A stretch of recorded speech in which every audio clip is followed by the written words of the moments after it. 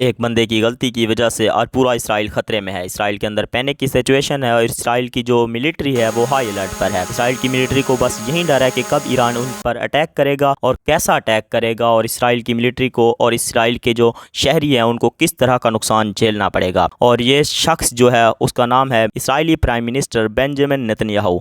इस शख्स की गलती की वजह से आज पूरा इसराइल जो है वो खतरे के अंदर है। और तो ये बात है 19 अक्टूबर 2024 की। हिजबुल्लाह का जो ग्रुप है जो अभी भी इसराइल के साथ फाइट कर रहा है, उसकी तरफ से 3 ड्रोन जो है वो इसराइल की अंदर फायर किए जाते हैं। इसराइल की जो एयर स्पेस है उसके अंदर फायर किए जाते हैं। इसराइली आर्मी की तरफ से ये बोला गया है कि आयरन डोम ने उनमें से 2 ड्रोन जो हैं वो इंटरसेप्ट कर लिए हैं, लेकिन जो एक ड्रोन था उसको इंटरसेप्ट वो नहीं कर पाए। वो इसराइली एयर डिफेंस सिस्टम जो है आयरन डोम, उसको भेदते हुए इसराइल की एयर स्पेस के अंदर घुस गया और वो सीधा जाकर जो Israeli prime minister Benjamin Netanyahu का जो घर है उसको जाकर उसने हिट किया।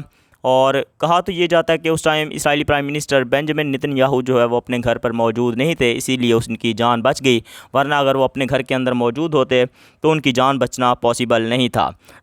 यहाँ पर भी सीधा सीधा लिखा गया है कि drone launch towards Israeli prime minister Benjamin Netanyahu home in northern Israel. उसके बाद जब ये news Israeli prime minister Benjamin Netanyahu तक पहुँचती है तो वो अपना एक वीडियो पैगाम जो है वो रिलीज़ करते हैं, जिसमें उनके जो कैमरा मैन हैं उनसे सवाल करते हैं कि क्या आप इस अटैक के बाद अब आप रुक जाएंगे। तो इसराइली प्राइम मिनिस्टर जो है वो कहता है कि नहीं, हम इस अटैक के बाद अब रुकेंगे नहीं, क्योंकि ये जो अटैक है ये मुझ पर और मेरी बीवी पर किया गया है, इसी वजह से हम इसका जो है रिटेलिएट करेंगे, इसका बदला लेंगे।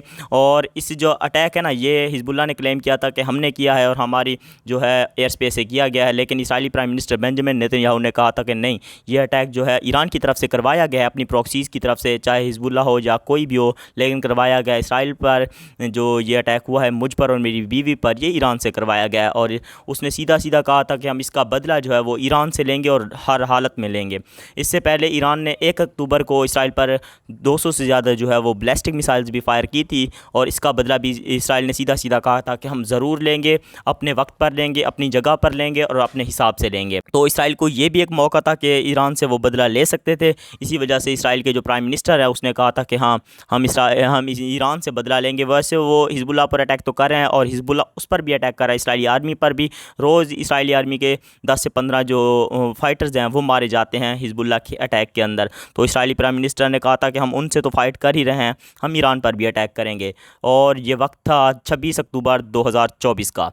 इसराइल की तरफ से 100 से ज़्यादा जो है वो फाइटर जेट्स तैयार किए जाते हैं, उनके अंदर मिसाइल वगैरह फिट की जाती हैं, और उसके साथ ही 6 से लेकर 7 फ्यूलर जो होते हैं ना एयरक्राफ्ट, वो भी तैयार किए जाते हैं, क्योंकि ईरान से लेकर इसराइल का जो फासला है ना वो 2000 किलोमीटर है, जिससे इसराइल के जो भी फाइटर जेट्स हैं वो जा तो सकते हैं ईरान पर, स्ट्राइक कर सकते हैं, लेकिन वापस नहीं आ सकते, वो रास्ते में क्रैश कर जाएंगे।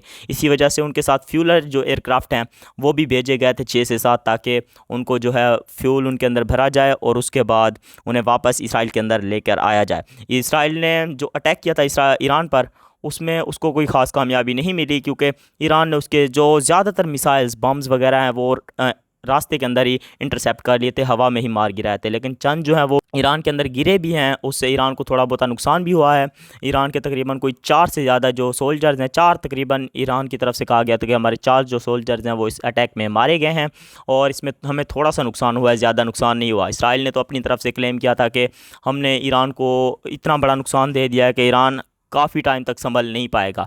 लेकिन अब जो है वो इसराइल के अंदर हाई अलर्ट पर है, इसराइल की जो आर्मी है वो हाई अलर्ट पर है, और इसराइल के अंदर पैनिक की सिचुएशन है, क्योंकि ईरान जो है वो अब अटैक करने वाला है। अमरीकी मीडिया की जानिब से भी ये कंफर्म कर दिया गया था कि 5 नवंबर का जो दिन है वो इसराइल के लिए इंतहाई ख़तरनाक साबित होने वाला है, क्योंकि इसी डेट को ईरान जो है वो इसराइल पर हमला करेगा। इसी चीज़ को देखते हुए इसराइल के जो बहुत सारे लोग हैं वो इसराइल को छोड़कर जा रहे हैं। काफ़ी ज़्यादा लोग जो हैं वो, काफ़ी ज़्यादा तादाद के अंदर लोग जो हैं वो इसराइल को छोड़कर वेस्टर्न की तरफ भाग रहे हैं, अमेरिका की तरफ भाग रहे हैं, कनाडा, अमेरिका और यूरोप की तरफ निकल रहे हैं, ताकि वो इसराइल के अंदर मारे ना जाएँ और ईरान के इस अटैक से बच जाएँ। कहा यह जाता है कि ईरान का ये जो अटैक होगा इतना इंतहाई ख़तरनाक होगा कि इसराइल को इसका जो है वो बहुत बड़ा नुकसान होगा। अब देखने वाली बात है कि ईरान इसराइल पर कब अटैक करता है और किस तरह का अटैक करता है।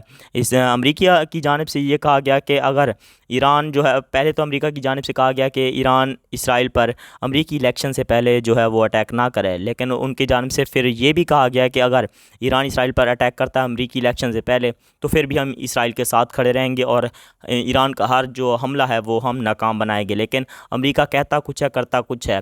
जैसे 200 बैलिस्टिक मिसाइल ईरान ने पिछली दफ़ा फायर की थी 1 अक्टूबर को, तो अमेरिका ने क्या कर लिया था, कोई भी ज़्यादातर मिसाइल जो हैं वो अपने जो टारगेट पर जाकर गिरी थी और इससे इसराइल को काफ़ी ज़्यादा नुकसान हुआ था। उसकी एयर बेसिस जो हैं वो तबाह हो गई थी और उसके साथ ही देखा जा सकता था वीडियोस के अंदर कि कितना ज़्यादा नुकसान हो रहा है इसराइल का। मैं इस चीज़ पर नज़र रखे हूँ, अगर इसके कोई न्यूज़ आती है इसके बारे में तो सबसे पहले मैं आपको आगाह करूँगा इससे।